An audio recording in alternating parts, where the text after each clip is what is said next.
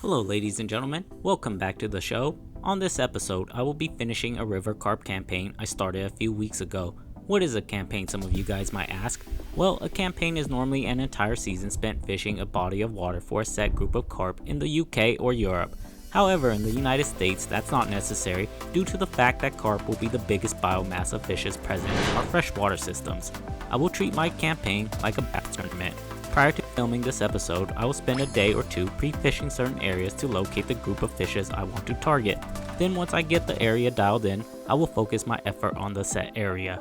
The bait of choice I will be using is oatmeal. I will use oatmeal particularly if I'm going to sit in an area for quite a while. I will be using the oatmeal packed on a method feeder instead of a standard solid lead. The reason I'm doing this is because the solid lead, particularly when fishing in rivers which will have flow, will tend to skip along the bottom. However, I find that by using a method feeder style lead, the fins will actually grip the bottom and thus prevent the bait from moving away from the casting area, keeping it closer to the hook bait. I will fish the method feeder on the boat rig instead of a solid standard weight. What is the boat rig? The boat rig is a very simple rig that will cause the carp to panic when hooked and run. It is very effective for fishing rivers or still water. I will use a baiting needle and I will bait a few kernels of corn. I will not be using artificial or boilies, particularly because on the west, chubbing is illegal, and without introducing a source of food, the carp will not be familiar with the boilies. Afterward, I will rig it on the hair rig.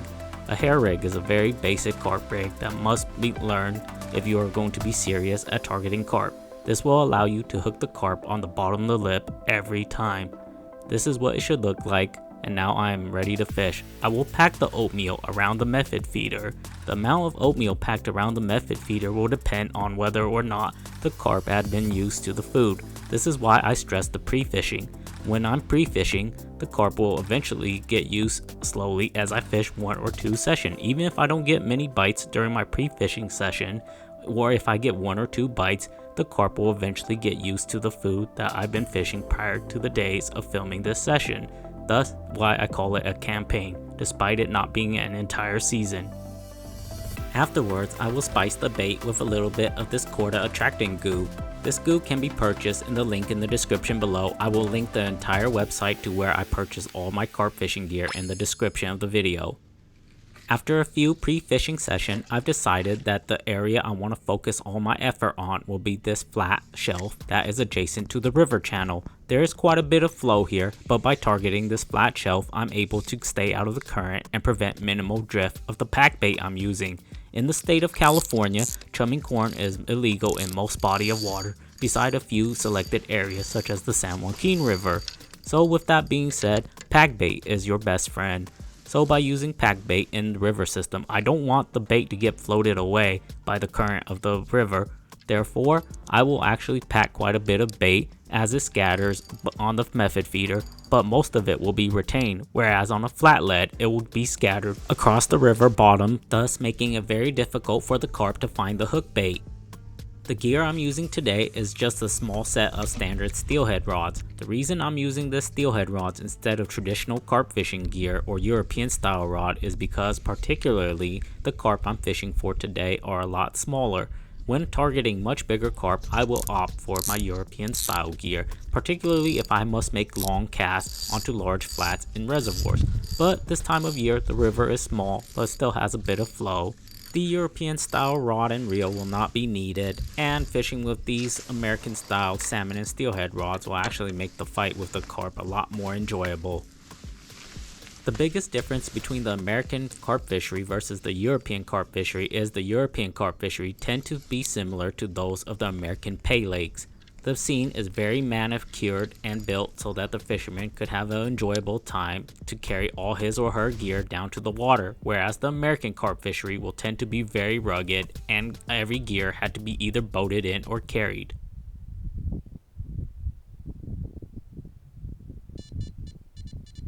The rod on the left is getting bit.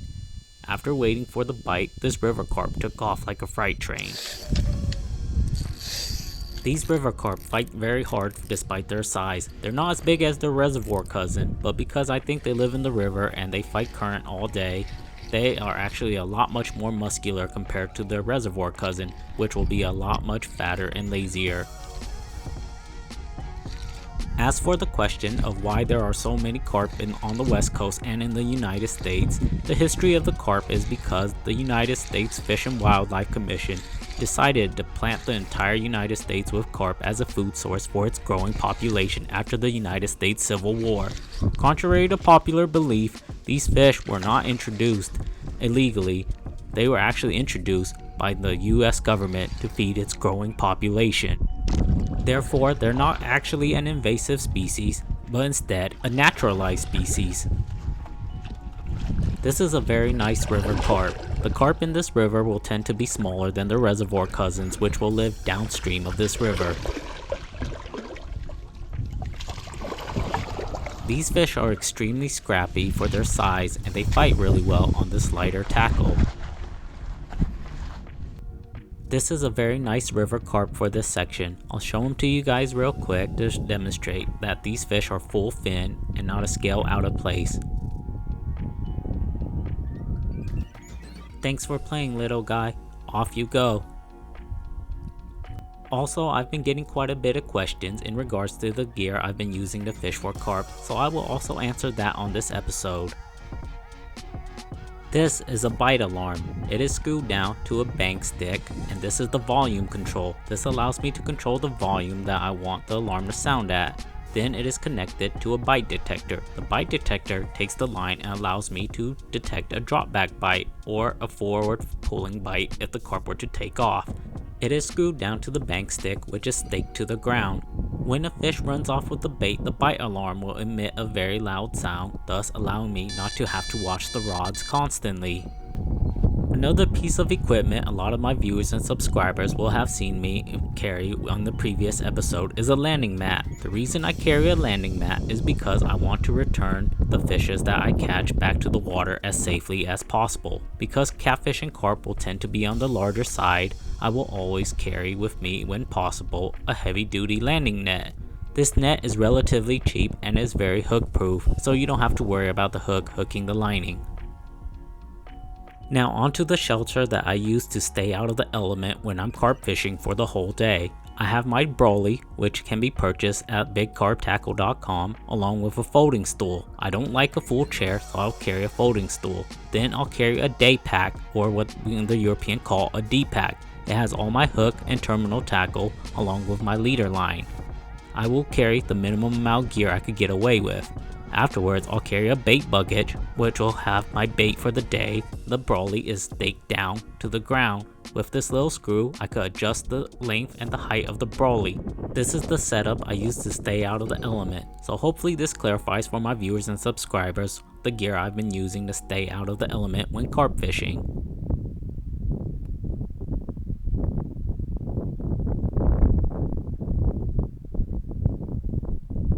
Now, the right hand rod is currently being bit.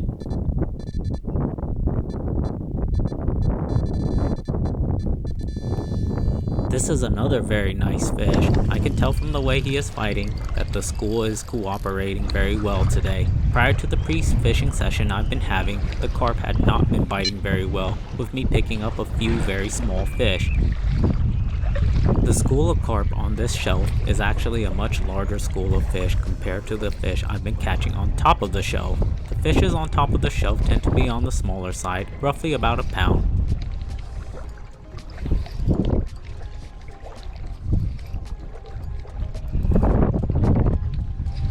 One key aspect to remember about river carp is that these fish will tend to try and feed away from the current. Despite living in a river where there are flows, these fish will try and hover around areas where there aren't too much current.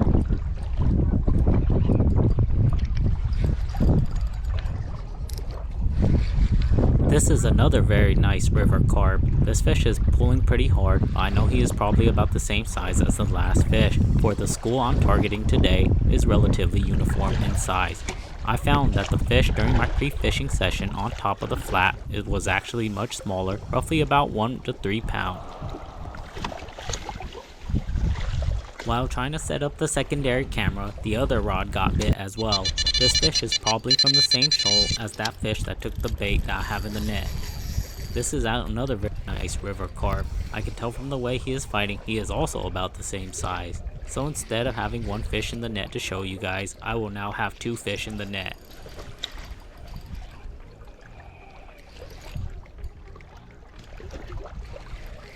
During my second pre-fishing trip, I managed to find this school of fish, and I found out that they're relatively uniform at about 4 to 5 pounds. Therefore, I wanted to target this area because this was the group I wanted to target. There was another school I found down lower river, but they're actually around the same size as the school I found on top of the flat, which was about 1 to 3 pounds.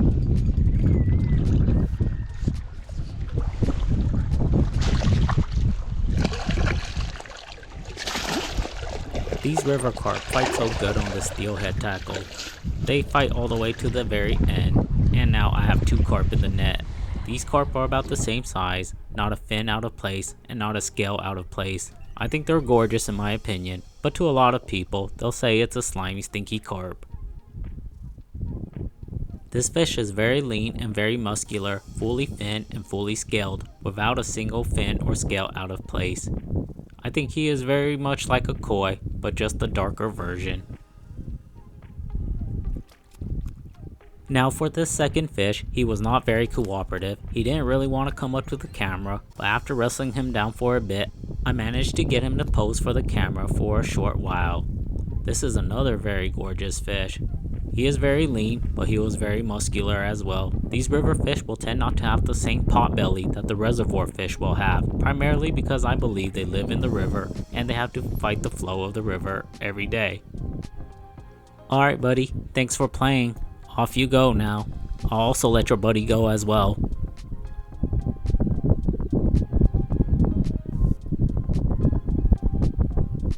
Alright Mr. Uncooperative, you could go now too. Off you go buddy, thanks for playing. Now this fish is what the bite indicators are for. This is actually a dropback bite. This fish has bit and began swimming towards me. The bite indicator lets me know immediately that the fish is on but is swimming toward me. Therefore I must pick up the rod and set the fish itself. Because the fish is swimming towards me, I must pick up the rod and set the fish manually. The bite indicators are great at letting me know that I have a dropback bite. The bolting effect will not take place unless the fish swims off forward versus swimming backward.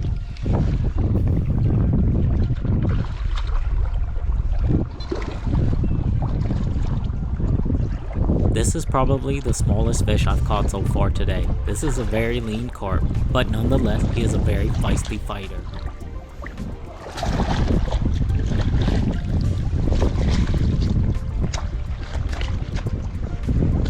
Not a bad fish, but a little bit on the smaller side. I'll show him to you guys real quick before letting him go. He's very lean, but he's nonetheless very full scale and full fin as well. Thanks for playing buddy. Off you go. The rod on the right hand will get a very violent bite. This is actually going to be a very nice carp for this section of the river. Particularly, I don't get carp many of this size on this top portion of the river system.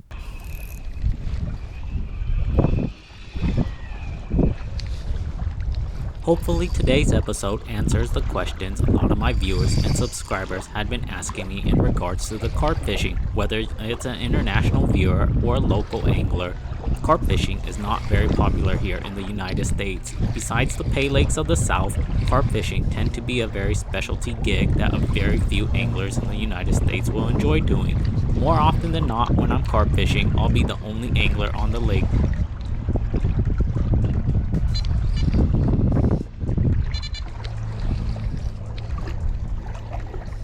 This is a very jumbo carp for this upper portion of the flat. Normally on this upper portion of the river, I don't get fish of this size a lot. So if I land this fish, this will be a success to the campaign I've been fishing.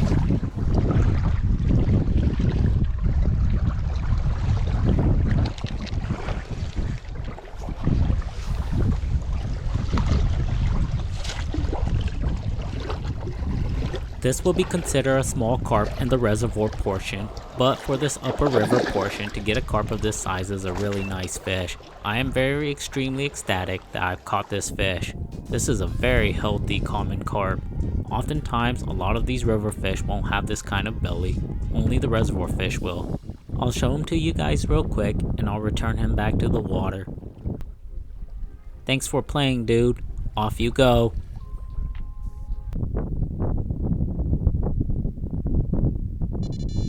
The rod on the left hand side will receive a very violent bite. This fish actually bit so violently that the bite indicator came off completely. This is another very nice river carp.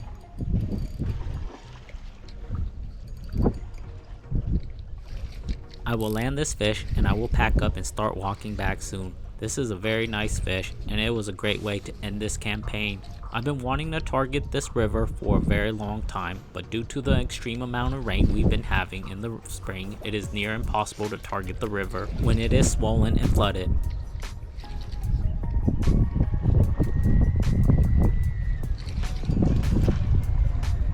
Overall, I would deem this campaign to be very successful. I wanted to target this river early in the season, but due to the river condition, I was unable to target any of the rivers in my local area for a carp campaign. So now, late into the season, I managed to target this river, and I'm very happy about it. Even though the fishes aren't as big as the reservoir cousins that I've been catching, these fish are very scrappy and very hard fighting indeed.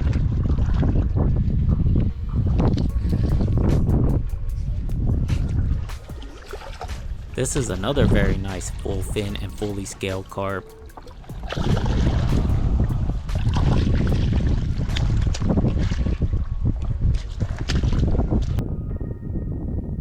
He is very bright and he is very healthy for this section of river. I'll show him to you guys real quick and I'll return him back to the water as well. Thanks for playing today, buddy. Off you go.